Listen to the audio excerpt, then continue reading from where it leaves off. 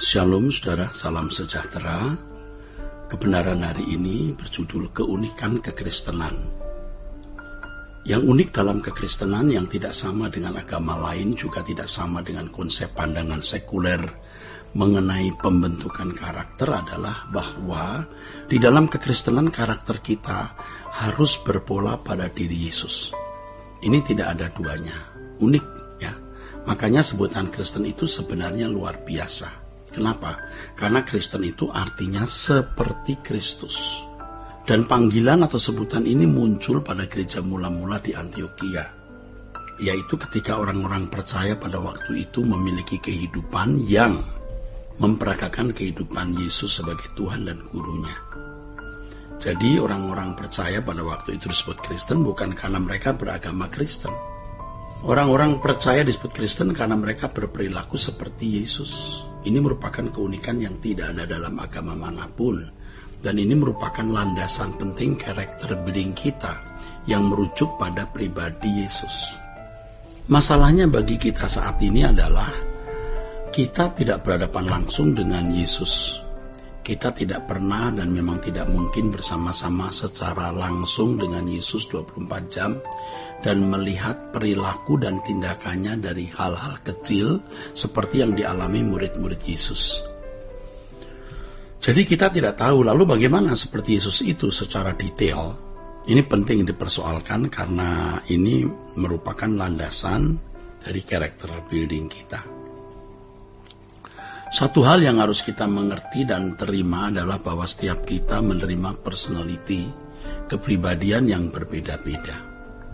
Kita tidak memiliki kepribadian yang berbeda-beda, tapi kita memiliki kepribadian yang berbeda-beda, tapi kita memiliki karakter dasar yang sama, yaitu diri Yesus. Artinya kemampuan untuk selalu berbuat sesuai dengan kehendak Allah. Nah, masalahnya lalu bagaimana kita meneladaninya? Bagaimana kita bisa mengenakan kehidupan Yesus? Ketika Yesus berkata, jadikan semua bangsa muridku, di situ sebenarnya termuat panggilan agar setiap pribadi itu menjadi murid Tuhan Yesus. Tuhan Yesus hendak memuridkan setiap individu secara pribadi dan khusus. Bagaimana mungkin? Ya tentu saja bisa, karena Roh Kudus dimeteraikan di dalam diri kita. Sama seperti yang dikatakan dalam Yohanes 14 ayat 26. Bahwa ia adalah penolong, helper yang diutus oleh Bapa dan Tuhan Yesus di dalam kehidupan orang percaya untuk menuntun kita kepada seluruh kebenaran Allah. Jadi istimewanya setiap orang Kristen adalah dapat mengalami perjumpaan langsung dengan Tuhan. Tentu melalui Roh Kudus. Agar setiap orang percaya dibimbing oleh Roh Kudus untuk menjadi manusia yang unggul, berkarakter seperti Bapa atau serupa dengan Yesus. Ini keunikannya, saudara.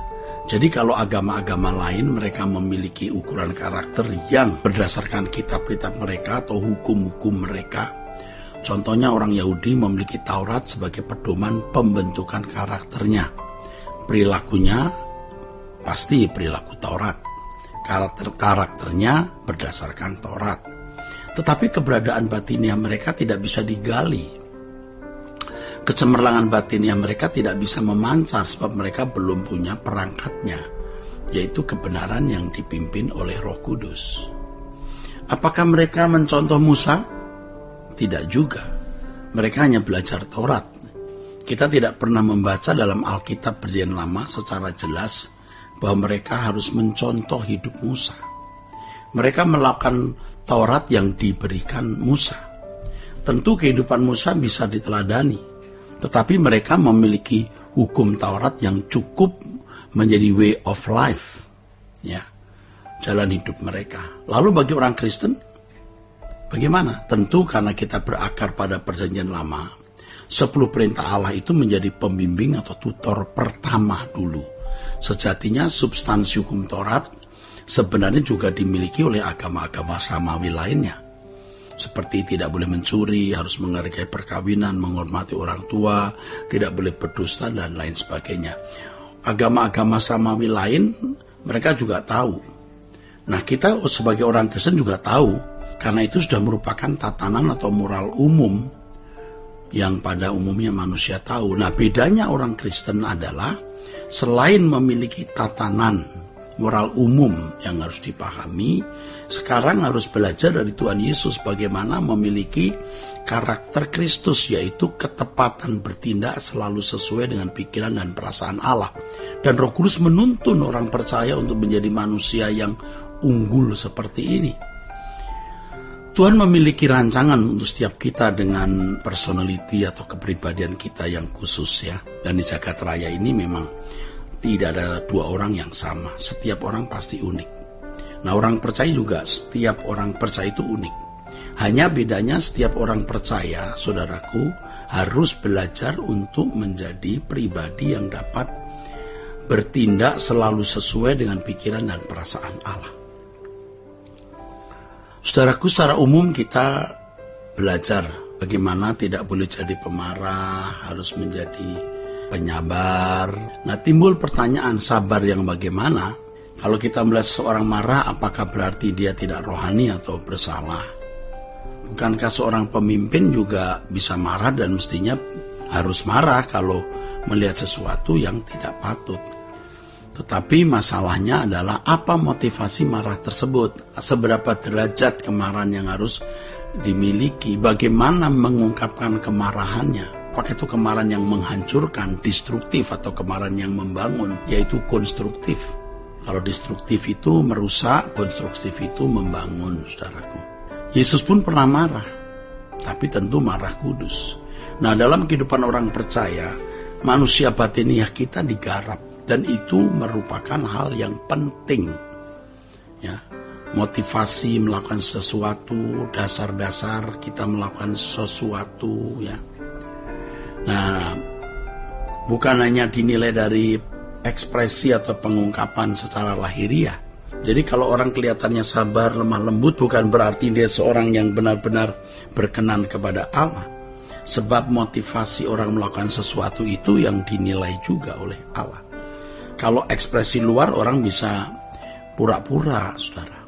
Ya, bisa munafik. Tetapi sikap batin itu jelas nilai yang dilihat oleh Tuhan. Alkitab mengatakan bahwa Yesus adalah pribadi yang lemah lembut. Lalu timbul pertanyaan, lemah lembut itu apa ya? Apakah lemah gemulai? Oh, tentu bukan. Lemah lembut seperti yang Yesus kenakan itu yang bagaimana? Nah, ternyata baru kita mengerti setelah kita belajar bahwa lemah lembut itu artinya orang yang menerima orang lain sebagaimana adanya dan tidak menuntut orang menjadi seperti yang dia ingini. Orang yang lemah lembut, orang yang rela diperlakukan tidak adil, orang yang tidak membalas kejahatan dengan kejahatan. Jadi bukan soal penampilan lahiriahnya lemah gemulai, suaranya lemah lembut ya, seperti berbisi. Oh, bukan. Sama sekali bukan. Tetapi sikap hati yang benar. Nah, bicara mengenai sikap hati, saudaraku, tentu hanya Tuhan yang bisa melihat atau hanya Tuhan yang tahu, saudara. Nah, Roh Kudus menuntun orang percaya memiliki sikap hati yang benar atau manusia batiniah yang benar. Paulus mengatakan bahwa manusia lahiriahnya semakin merosot, tetapi manusia batiniahnya dibaharui dari hari ke hari, ya, dari waktu ke waktu. Kita bersyukur menjadi umat pilihan yang memiliki meterai Roh Kudus yang menuntun kita kepada seluruh kebenaran. Artinya kita bisa menjadi manusia yang berkarakter unggul seperti yang Allah kehendaki. Tuhan memberkati saudara. Sola Gracia.